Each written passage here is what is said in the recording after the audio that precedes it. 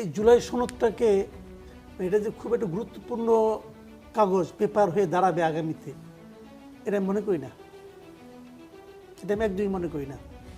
জাতীয় ঐক্যমত্য কমিশনের মাধ্যমে, ঐক্যমত্য কমিশন জিনিসটাকে আবার জাতীয়, তার মানে পুরো জাতি এখানে একমত হয়েছে।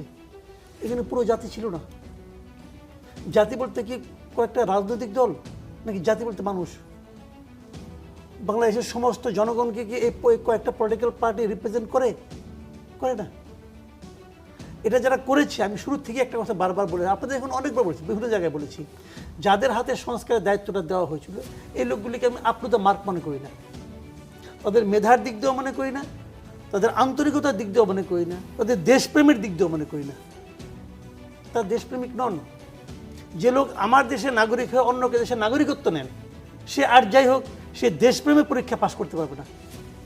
তারাই মূলত এই কাজটা করেছে।